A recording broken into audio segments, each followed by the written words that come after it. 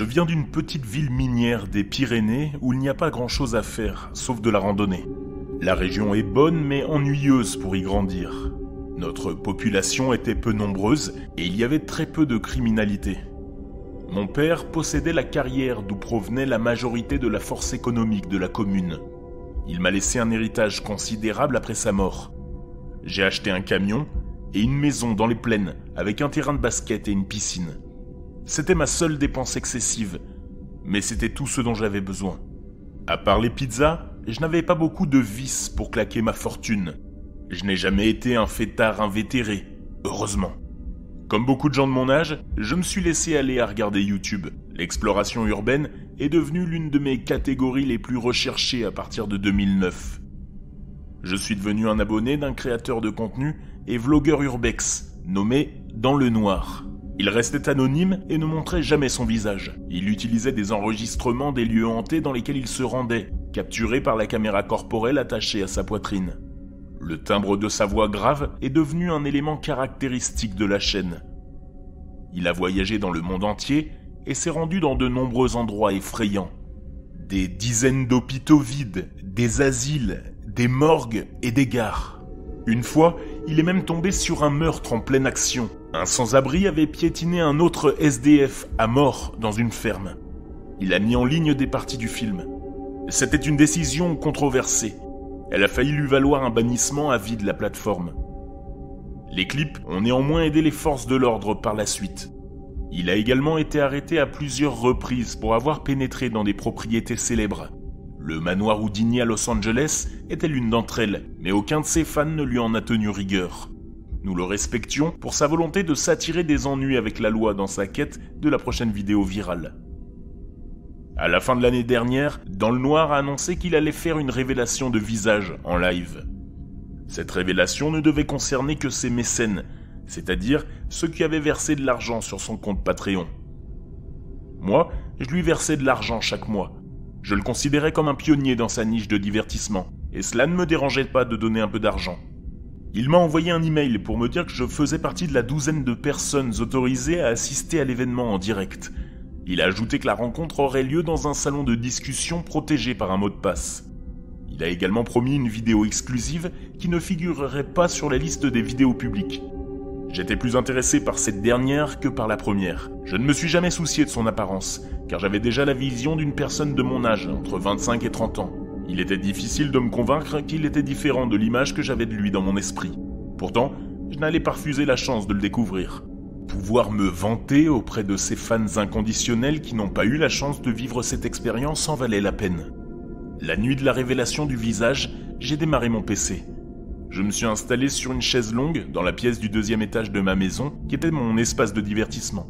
Elle était équipée de consoles de jeux vidéo et de mon ordinateur bien-aimé. Un sac ouvert de viande séchée au poivre et une bouteille de ginger ale se trouvaient à côté de mon clavier. Je suis allé sur ma messagerie. Le mot de passe était dans ma boîte de réception. J'ai cliqué sur le lien. Il m'a conduit à la vidéo d'une pièce où il n'y avait rien d'autre qu'un mur rouge avec un cadre bleu.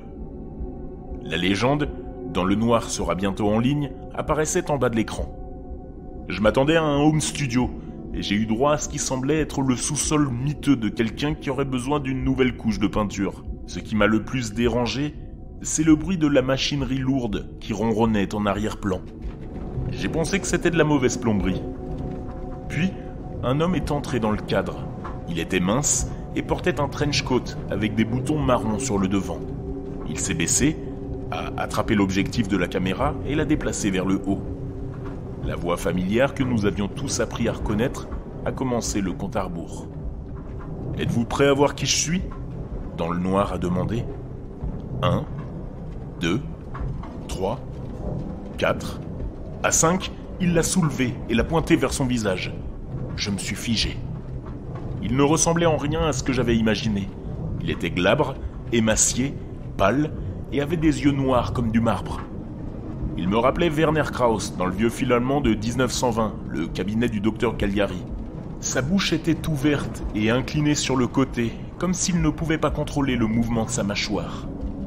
Le plus inquiétant pour moi, ce n'était pas que ses traits n'étaient pas flatteurs. Cela expliquait pourquoi il appréciait d'être caché pendant la majeure partie de sa carrière. Non, Ce qui m'a le plus contrarié au début, c'est que j'avais l'impression qu'on me mentait sur son âge. Il a toujours dit à ses fans qu'il était un jeune homme, comme la plupart des gens de son âge.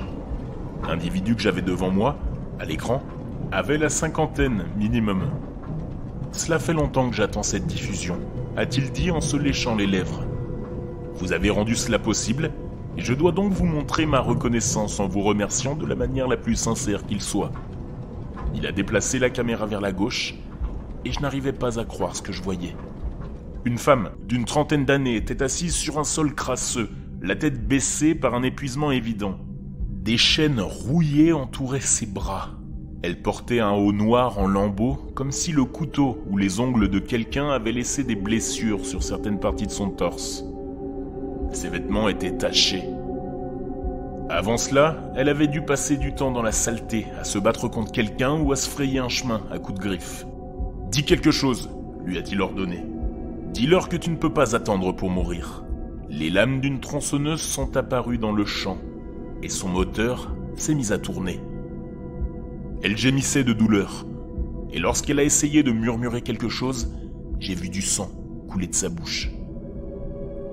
J'ai fait glisser le curseur de la souris sur le côté droit de l'écran pour voir combien de personnes étaient dans le chat. La réponse que j'ai vue m'a laissé de marbre. Il n'y avait personne d'autre que moi.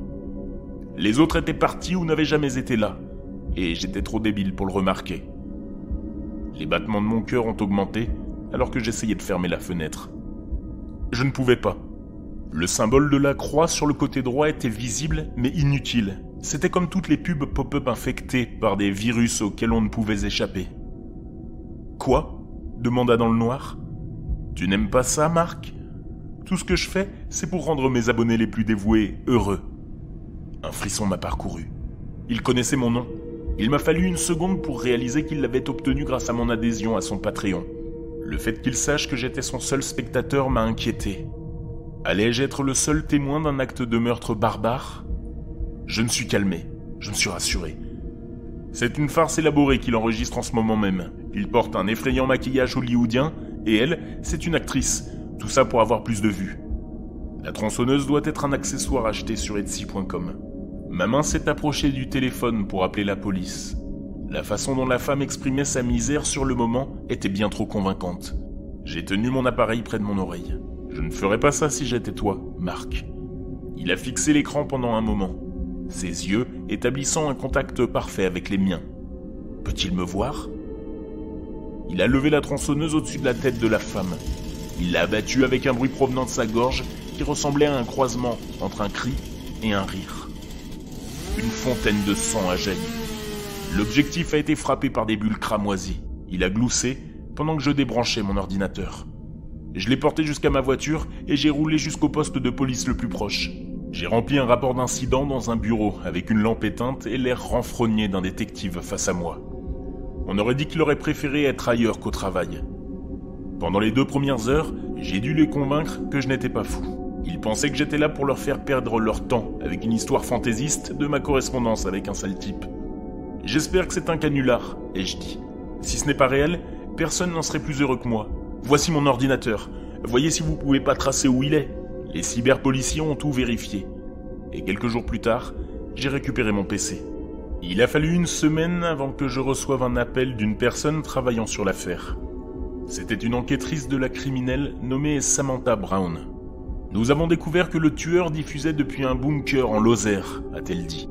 C'est un ancien abri anti-atomique abandonné depuis la guerre. Il se fait appeler le boucher de l'A75, car cette autoroute est son itinéraire préféré. Il l'utilise comme pseudonyme sur le dark web.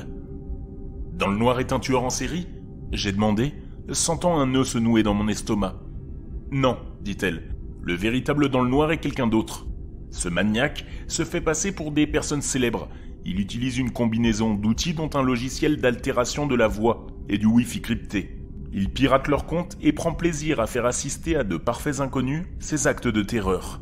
Ses connaissances technologiques lui permettent également de contrôler les webcams d'autres personnes, et nous ne savons pas combien il en a piraté. Il figure sur plusieurs listes des personnes les plus recherchées par différentes agences. On n'a jamais su à quoi il ressemblait.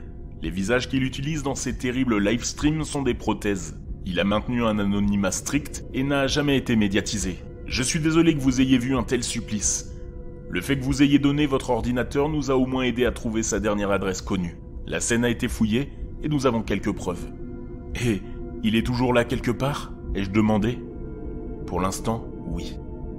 Je me suis couché cette nuit-là avec une foule d'émotions. Je me suis senti violé par un monstre complet qui a saboté ma vie privée. De plus, je me sentais stupide de m'être fait escroquer. J'ai encore des frissons en pensant au fait qu'il n'a pas été appréhendé. La nouvelle de ce qui s'est passé est parvenue au vrai dans le noir, qui a depuis supprimé toute sa chaîne. Parfois, lorsque je me couche et que je m'endors, j'entends un bruit près de ma fenêtre. J'ai toujours l'impression qu'il s'agit d'une tronçonneuse qui s'active. Heureusement, la plupart des cas, c'était la tondeuse à gazon de mon voisin. Et j'espère que ça en restera ainsi.